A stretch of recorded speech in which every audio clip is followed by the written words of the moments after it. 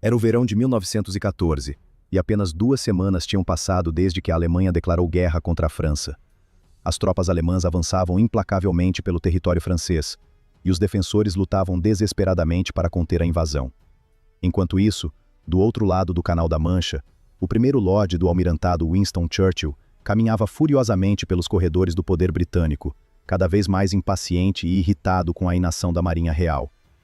A recém-formada Grande Frota era a arma mais poderosa que a Grã-Bretanha possuía, com seus enormes encouraçados e cruzadores de batalha capazes de esmagar qualquer adversário nos mares. Mas enquanto os soldados franceses morriam nas trincheiras e a força expedicionária britânica atravessava apressadamente o Canal da Mancha para reforçar as linhas de frente, a marinha permanecia ancorada, observando passivamente enquanto a frota alemã de alto mar se mantinha protegida em suas bases fortificadas. Churchill não conseguia aceitar aquela situação humilhante. Ele exigia ação imediata, uma vitória naval decisiva que provasse a supremacia britânica nos mares e levantasse o moral da nação. Foi então que o comodoro Robert Keyes apareceu com uma proposta audaciosa que fez os olhos de Churchill brilharem de ambição. Keyes tinha passado semanas realizando patrulhas submarinas na Baía de Helgoland, a entrada fortificada para a base naval alemã de Wilhelmshaven, e durante essas missões perigosas, ele descobriu algo extraordinário. Havia uma brecha crítica nas defesas alemãs, uma área onde nenhuma mina havia sido colocada. Em vez de campos minados, os alemães dependiam de um complexo sistema de patrulhas de contratorpedeiros para proteger aquela região. Keyes explicou seu plano brilhante: usar a força de Harwich, composta por 2 flotilhas de contratorpedeiros, para emboscar as patrulhas alemãs e conduzi-las diretamente para uma armadilha mortal preparada pelos submarinos britânicos. Os submarinos interceptariam não apenas as patrulhas emboscadas, mas também qualquer navio alemão adicional que viesse em seu socorro. Era um plano perfeito na teoria, uma operação que combinava velocidade, surpresa e superioridade tática. No dia 24 de agosto de 1914, o almirantado aprovou o plano ambicioso sem hesitar, e tudo foi colocado em movimento para que o ataque acontecesse apenas 4 dias depois, no dia 28. Churchill estava eufórico com a perspectiva de finalmente dar um golpe devastador nos alemães. A confiança no almirantado era absoluta, mas por trás daquela fachada de certeza, existia um problema grave que ninguém queria admitir. O plano era extremamente perigoso, porque envolvia comprometer mais de 40 navios britânicos em uma área localizada a poucos quilômetros da costa alemã, sem ter uma compreensão completa da capacidade de resposta do inimigo. Era como cutucar um ninho de vespas com um graveto e esperar que apenas algumas vespas saíssem voando. Quando o almirante John Jellicoe, o comandante em chefe da Grande Frota, finalmente soube dos detalhes da operação, ele ficou profundamente preocupado. Jellicoe era um oficial experiente e cauteloso, conhecido por sua abordagem metódica e cuidadosa em questões navais. Ele imediatamente percebeu os perigos inerentes ao plano de Keyes e ofereceu reforçar os submarinos com sua própria frota de batalha, incluindo os poderosos encouraçados da Grande Frota. Era uma oferta sensata, que poderia transformar uma operação arriscada em uma vitória garantida. Mas o almirantado, mergulhado em arrogância e excesso de confiança, rejeitou a proposta de Jellicoe com uma mensagem breve e decisiva, que selaria o destino da operação. A resposta foi clara e cortante. A cooperação da frota de batalha não era necessária. Apenas os cruzadores de batalha poderiam apoiar se fosse conveniente. Era uma recusa que demonstrava o quanto os planejadores subestimavam completamente a situação que estavam criando. Assim como todas as outras tropas que se mobilizavam apressadamente por toda a Europa naqueles dias caóticos do início da guerra, a força de Harwich partiu através do Mar do Norte com confiança inabalável, convencida de que garantiria uma vitória rápida e decisiva sobre seus adversários. Era a manhã fria e enevoada do dia 28 de agosto, quando a força de Harwich, composta por mais de 30 contratorpedeiros britânicos e alguns cruzadores ligeiros, liderados pelo comodoro Reginald Tyrwhitt, finalmente chegou à Baía de Helgoland. A névoa era tão densa que a visibilidade mal alcançava 500 metros, transformando o mar em um mundo fantasmagórico, onde os navios apareciam e desapareciam como espectros. As comunicações entre os comandantes britânicos eram precárias e intermitentes, e Tyrwhitt não tinha ideia de onde os submarinos britânicos estavam posicionados. Com menos de 500 metros de visibilidade, o confronto que se aproximava prometia ser absolutamente caótico e imprevisível. Então, às 6h53 da manhã, a tranquilidade fantasmagórica foi brutalmente interrompida quando um barco torpedeiro alemão de patrulha emergiu do nevoeiro e se deparou com uma das flotilhas de contratorpedeiros de Tyrwhitt. Os alemães ficaram paralisados por um breve instante de puro terror, antes de virar imediatamente e fugir em pânico, enquanto 4 contratorpedeiros britânicos iniciavam uma perseguição feroz através da névoa densa. Os marinheiros alemães dispararam sinalizadores de alarme que cortaram o céu cinzento, e em minutos, toda a base de Wilhelmshaven estava em estado de alerta máximo. O contra-almirante Franz Hipper, um dos comandantes mais astutos da marinha alemã, rapidamente avaliou a situação do seu posto de comando. Ele acreditava estar enfrentando apenas um ataque de contratorpedeiros britânicos, uma operação relativamente modesta que poderia ser facilmente repelida. Com essa convicção, Hipper ordenou que seus cruzadores ligeiros se posicionassem para o contra-ataque, confiante de que seriam mais do que suficientes para lidar com os intrusos britânicos. As unidades de patrulha alemãs na área mobilizaram-se rapidamente para ajudar o barco torpedeiro que estava sendo perseguido pelos britânicos. Mas na urgência desesperada do momento, e em meio ao ar nebuloso que reduzia tudo a silhuetas borradas, as patrulhas alemãs emergiram do nevoeiro apenas para serem imediatamente marteladas por uma tempestade de fogo dos contratorpedeiros britânicos. Os canhões britânicos trovejaram sem piedade, e os projéteis perfuraram os cascos finos dos navios alemães, causando explosões devastadoras e incêndios que se espalharam rapidamente. As patrulhas alemãs, percebendo que estavam em grave desvantagem, viraram e tentaram fugir de volta através da névoa, deixando para trás um rastro de destroços e marinheiros feridos gritando na água gelada. Foi precisamente naquele momento crítico que o cruzador ligeiro alemão Stettin surgiu majestosamente do nevoeiro como um salvador inesperado, posicionando-se estrategicamente para cobrir a retirada dos barcos torpedeiros enquanto eles recuavam para o sul. Apesar de estar em desvantagem numérica, o Stettin conseguiu repelir os navios britânicos com sua artilharia superior, e os comandantes britânicos começaram a ficar preocupados com a possibilidade de serem alvejados pelo fogo das baterias costeiras da ilha de Heligoland, que estava perigosamente próxima. Os britânicos então conseguiram sua primeira vitória tangível da operação, quando afundaram o contratorpedeiro alemão Fico 187. O navio alemão estava tentando escapar quando uma saraivada de projéteis britânicos atingiu sua sala de máquinas, causando uma explosão catastrófica que partiu o casco ao meio. O Fico 187 começou a afundar rapidamente, com sua proa levantando-se dramaticamente no ar enquanto a popa já estava submersa. Os marinheiros alemães pulavam desesperadamente no mar gelado, enquanto outros ainda tentavam disparar seus canhões até o último momento. Foi uma cena brutal, que encheu os marinheiros britânicos de uma mistura de triunfo e horror, ao testemunhar o destino terrível de seus inimigos. Enquanto isso, Tyrwhitt levou seus contratorpedeiros mais para o sul, adentrando ainda mais profundamente em território inimigo. Foi então que ele encontrou o cruzador ligeiro alemão Frauenlob, um navio elegante, mas mortal, que estava patrulhando a área. O navio almirante de Tyrwhitt, o HMS Arethusa, imediatamente atacou com toda a sua potência de fogo disponível. O Arethusa era um cruzador ligeiro moderno, equipado com canhões rápidos e tripulado por marinheiros experientes, que estavam ansiosos para provar seu valor em combate. O Frauenlob respondeu com igual ferocidade, e ambos os navios de guerra começaram a trocar salvas devastadoras a uma distância relativamente curta. Os projéteis assobiavam pelo ar e explodiam contra as estruturas de aço dos navios, enviando fragmentos mortais de metal em todas as direções. A superestrutura do Arethusa foi atingida várias vezes, causando incêndios e matando dezenas de marinheiros em suas estações de combate. O sistema de controle de tiro foi danificado, e vários canhões principais ficaram fora de ação após impactos diretos. O Frauenlob também estava sofrendo terrivelmente sob o fogo concentrado do Arethusa. Seu casco foi perfurado em múltiplos lugares, e a água começou a inundar os compartimentos inferiores. A torre de comando foi parcialmente destruída, matando vários oficiais importantes e deixando a tripulação lutando para manter algum tipo de organização em meio ao caos absoluto. Fumaça negra e espessa subia de ambos os navios, enquanto eles continuavam sua dança mortal através do nevoeiro, cada comandante determinado a destruir o outro antes de ser destruído. Os marinheiros em ambos os lados trabalhavam freneticamente para apagar incêndios, reparar danos e manter os canhões disparando, mesmo quando projéteis inimigos explodiam ao seu redor e camaradas caíam mortos ou mutilados.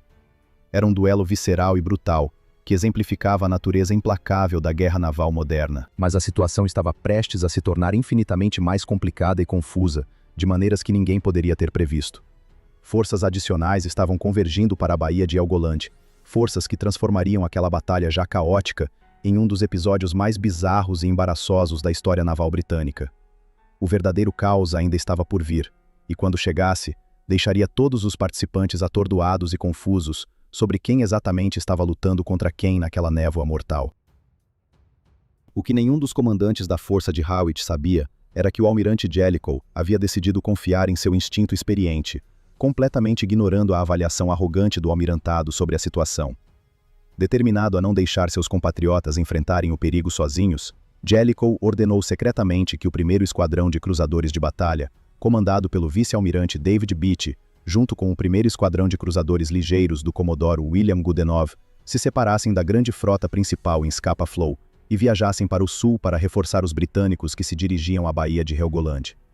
Era uma decisão corajosa, que desafiava diretamente as ordens do almirantado, mas Jellicoe estava convencido de que sem esse reforço, a operação terminaria em desastre absoluto. Incrivelmente, os participantes da força de Harwich não faziam a menor ideia de que estariam lidando com grandes navios de guerra amigos na área de combate. Na verdade, nem Beatty nem Goodenough compreendiam precisamente o que deveriam estar apoiando até poucas horas antes do início da batalha.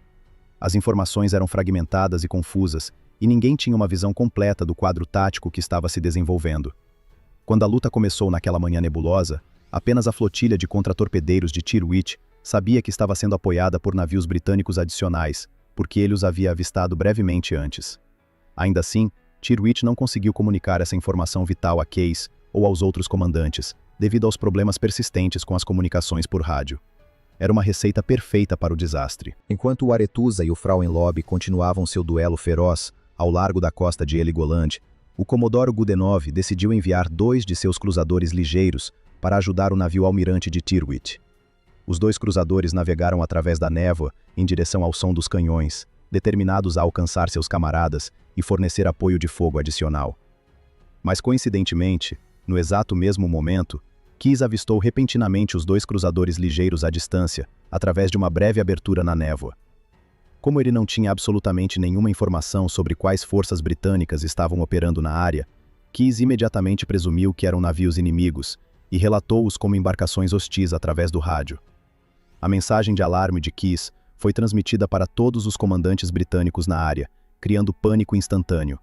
Mesmo assim, Goodenough recebeu a mensagem de Keyes sobre os supostos navios inimigos e imediatamente mudou de rumo, movendo-se para o norte para tentar reforçar a posição de Keyes contra essa nova ameaça alemã. Mas à medida que suas forças se aproximavam de Keyes através da névoa impenetrável, Keyes os avistou novamente e identificou-os como mais embarcações hostis que estavam se aproximando de sua posição. Ele enviou outra mensagem urgente, alertando sobre o perigo iminente.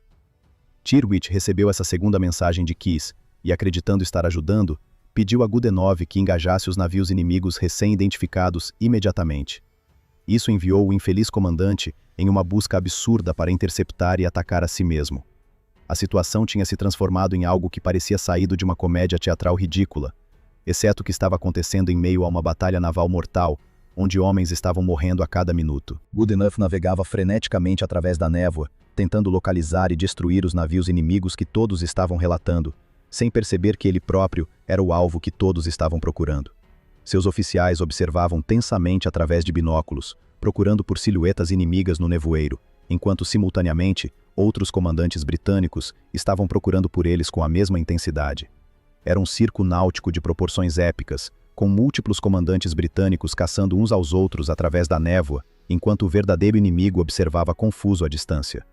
A farsa finalmente terminou quando Goodenough conseguiu se aproximar o suficiente de Keyes para que ambos pudessem identificar visualmente as bandeiras e os perfis dos navios uns dos outros.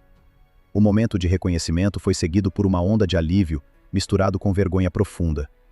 Goodenough então enviou uma das mensagens de rádio mais constrangedoras da história naval britânica, dizendo com notável contenção, considerando as circunstâncias: "Os cruzadores são nossos cruzadores, sobre cuja presença nesta área eu não fui informado." A mensagem foi recebida com silêncio atordoado por todos os comandantes que a ouviram, seguido pela compreensão gradual e humilhante do ridículo absoluto da situação em que haviam se colocado. 3 horas inteiras após o início da batalha, todos os oficiais britânicos na área finalmente sabiam exatamente quais forças amigas estavam participando da operação. Era uma falha de comunicação e coordenação tão monumental que beirava o inacreditável.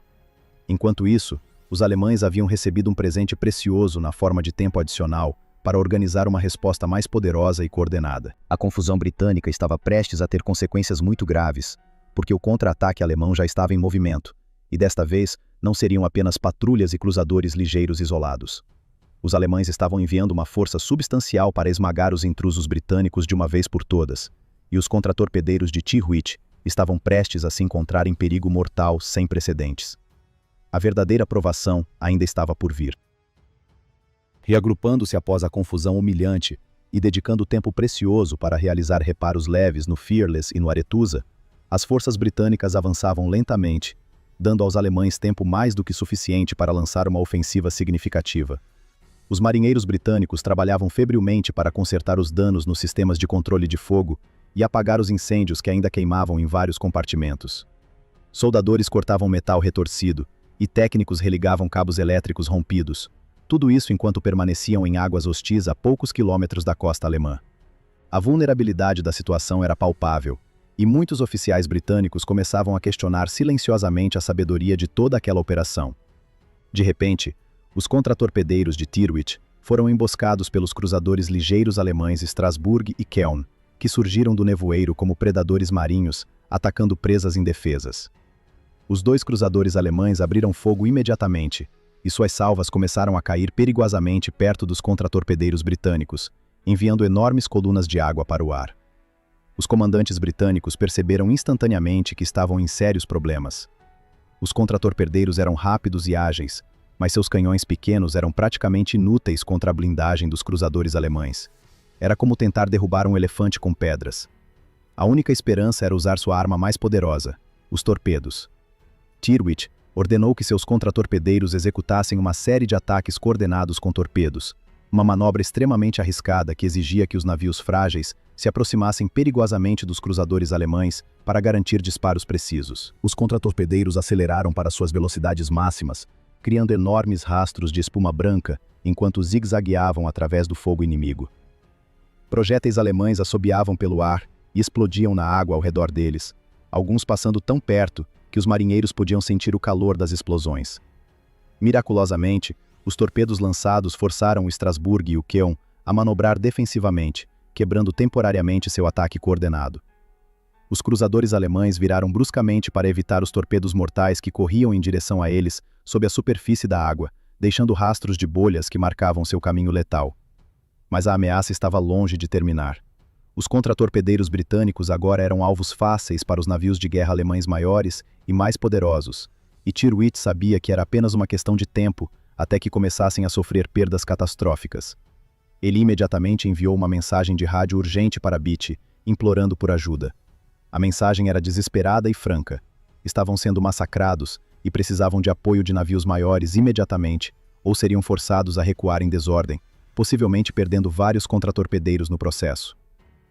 Para o vice-almirante Beatty, era agora ou nunca.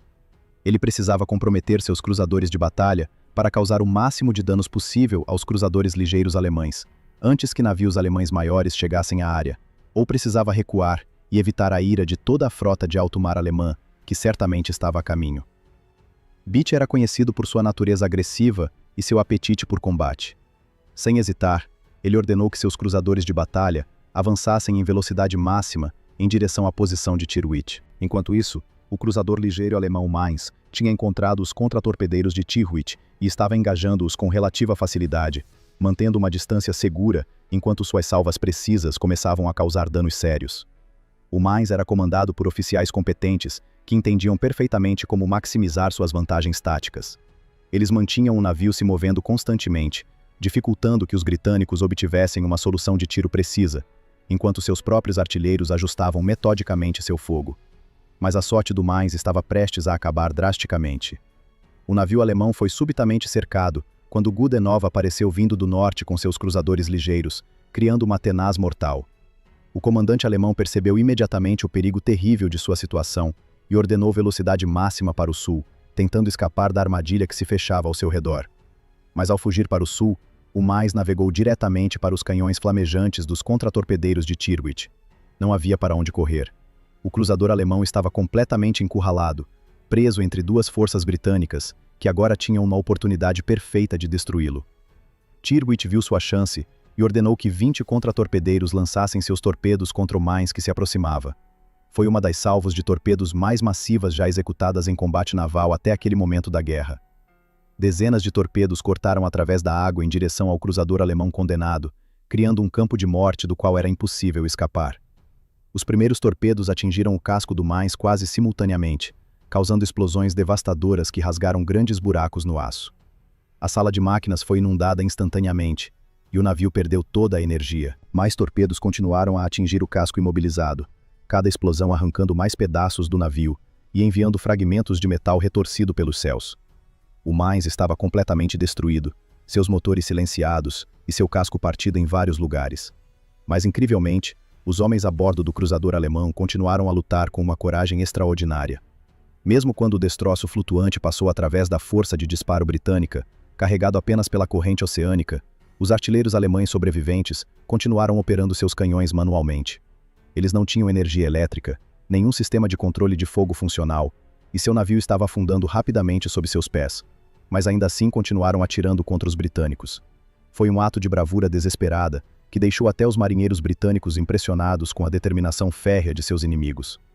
Os canhões do Mainz conseguiram causar danos consideráveis ao contratorpedeiro britânico Laurel, antes que a tripulação alemã finalmente afundasse seu próprio navio para evitar a captura. O Laurel teve sua proa severamente danificada, e vários marinheiros foram mortos ou feridos pelos disparos finais do cruzador alemão moribundo. Era um testemunho sombrio do preço terrível que ambos os lados estavam pagando naquela batalha brutal. Tirwitz não teve tempo algum para celebrar a destruição do Mainz, porque a situação permanecia desesperadora. Havia pelo menos 3 cruzadores ligeiros inimigos na área, e seus contratorpedeiros eram presas fáceis para eles. Os navios britânicos tinham munição limitada restante. Vários estavam danificados e precisando urgentemente de reparos, e a tripulação estava exausta depois de horas de combate intenso. O Strasbourg e o Keon estavam manobrando para uma nova posição de ataque, e Tirwitz sabia que se esses 2 cruzadores conseguissem coordenar seu fogo, poderiam sistematicamente destruir seus contratorpedeiros um por um. A morte parecia iminente para a força britânica encurralada. Foi então que aconteceu algo que mudaria completamente o curso da batalha. Do nevoeiro denso, 5 silhuetas colossais emergiram diante de Tirwitz, materializando-se como gigantes de aço surgindo de um pesadelo. Por um breve momento aterrador, os marinheiros britânicos pensaram que eram encouraçados alemães vindos para aniquilá-los. Mas então as enormes torres de artilharia giraram e abriram fogo não contra eles, mas sobre os cruzadores alemães. Era Beatty com seus 5 cruzadores de batalha, e eles estavam desencadeando uma tempestade de fogo absolutamente devastadora. Os canhões de 13 polegadas e meia dos cruzadores de batalha britânicos trovejaram com uma violência que fez o próprio oceano tremer. O Strasbourg e o Keon, que momentos antes estavam confiantes em sua posição dominante contra os frágeis contratorpedeiros britânicos, agora se encontraram enfrentando alguns dos navios de guerra mais poderosos do mundo. As primeiras salvas dos cruzadores de batalha eram tão precisas e devastadoras que transformaram instantaneamente a batalha de uma possível derrota britânica em uma execução alemã. Os projéteis enormes caíam ao redor dos cruzadores alemães, criando colunas de água tão altas quanto edifícios. Quando atingiam os alvos, os projéteis perfuravam facilmente a blindagem relativamente fina dos cruzadores ligeiros, causando explosões catastróficas que arrancavam torres inteiras e abriam o casco como se fosse papel. O Strasbourg, comandado por um capitão excepcional com reflexos rápidos, conseguiu virar drasticamente para o norte e fugir em velocidade máxima através do nevoeiro antes que os cruzadores de batalha britânicos pudessem concentrar todo o seu fogo sobre ele. O navio alemão desapareceu na névoa protetora, deixando uma trilha de fumaça negra, enquanto seus motores trabalhavam no limite absoluto de sua capacidade. Foi uma fuga milagrosa que salvou o navio e sua tripulação de destruição certa. Mas o Keon não teve a mesma sorte. Isolado e sozinho, o cruzador alemão agora enfrentava a fúria completa dos 5 cruzadores de batalha de Beatty. O bombardeio que se seguiu foi brutal e unilateral. Os 5 gigantes britânicos disparavam salva após salva contra o Keon, e o cruzador ligeiro alemão simplesmente não tinha chance alguma de sobrevivência. Seus canhões menores respondiam corajosamente, mas os projéteis ricocheteavam inutilmente contra a blindagem pesada dos cruzadores de batalha ou caíam curtos no mar. Enquanto isso, os projéteis britânicos de 13 polegadas e meia demoliam sistematicamente o navio alemão. A superestrutura foi completamente destruída, as torres de canhões foram arrancadas de suas bases, e incêndios massivos irromperam por todo o navio. A ponte de comando recebeu um impacto direto, que matou instantaneamente o capitão e toda a equipe de comando. Mesmo assim, os sobreviventes alemães continuaram lutando. Eles operavam manualmente os canhões restantes, combatiam os incêndios que consumiam seu navio e tentavam desesperadamente manter o Keon flutuando. Mas era inútil. Mais e mais projéteis atingiam o cruzador condenado, transformando-o em um destroço flamejante, que mal se assemelhava a um navio de guerra. Finalmente, após sofrer danos cataclísmicos, o Keon começou a tombar para o lado. A água inundou rapidamente os compartimentos inferiores, através dos inúmeros buracos em seu casco, e o navio virou completamente, antes de desaparecer sob as ondas. Centenas de marinheiros alemães foram arrastados para baixo com ele, presos dentro do casco invertido ou sugados pelas correntes criadas pelo navio afundando. Mas a má sorte alemã naquela manhã terrível ainda não tinha terminado. Outro cruzador ligeiro alemão surgiu repentinamente da névoa, navegando diretamente para a cena da carnificina. O comandante alemão deve ter ficado horrorizado ao perceber que havia navegado direto para o meio da formação de Beatty. O cruzador tentou virar e fugir, mas era tarde demais. Os cruzadores de batalha britânicos simplesmente giraram suas torres e abriram fogo contra este novo alvo. O destino do cruzador alemão foi selado em minutos. Ele foi rapidamente transformado em outro destroço em chamas, juntando-se ao Keon no fundo do mar. Depois dessa destruição final, Beatty deu a ordem para a retirada. Eles tinham causado danos mais do que suficientes, e permanecer mais tempo seria tentar a sorte desnecessariamente. Os pesados navios de guerra alemães certamente estavam a caminho, e Beatty não tinha intenção de arriscar seus valiosos cruzadores de batalha em um confronto prolongado tão perto da costa alemã. As forças britânicas começaram a se retirar através do nevoeiro, deixando para trás um campo de destroços flutuantes, óleo queimando na superfície da água e sobreviventes alemães lutando desesperadamente para permanecer à tona. Quando os grandes navios de guerra alemães finalmente chegaram à cena, atraídos pelo som distante dos canhões pesados, encontraram apenas destruição e seus inimigos já haviam desaparecido na névoa como fantasmas. O primeiro confronto entre as frotas alemã e britânica na Primeira Guerra Mundial foi uma vitória britânica decisiva pelos números. Eles conseguiram afundar 3 cruzadores ligeiros e um contratorpedeiro, enquanto danificaram severamente outros 3 cruzadores ligeiros, infligindo mais de 1.200 baixas entre mortos e feridos. Do lado britânico, um cruzador ligeiro e 3 contratorpedeiros foram danificados, e eles sofreram 75 baixas em todos os navios. Mas apesar da vitória tática, o evento tornou-se altamente controverso na Grã-Bretanha, devido à organização terrível e à confusão humilhante de não saber quais forças estavam participando da batalha. Estrategistas e jornalistas da época concluíram unanimemente que se não fosse por Beatty e suas forças, a batalha teria se transformado em uma catástrofe completa para a força de Harwich. Beatty foi aclamado como herói nacional por suas ações decisivas, apesar de ter tido pouco a ver com o planejamento da operação. Na Alemanha, o Kaiser Guilherme ficou absolutamente furioso com os resultados. Ele proibiu categoricamente a frota alemã de engajar com as forças britânicas superiores no futuro previsível, uma decisão que moldaria a estratégia naval alemã pelos próximos anos da guerra. Se você gostou desta história incrível sobre uma das batalhas navais mais caóticas e bizarras da história, deixe seu like, escreva nos comentários o que achou e se inscreva no canal para mais histórias fascinantes sobre eventos que mudaram o mundo.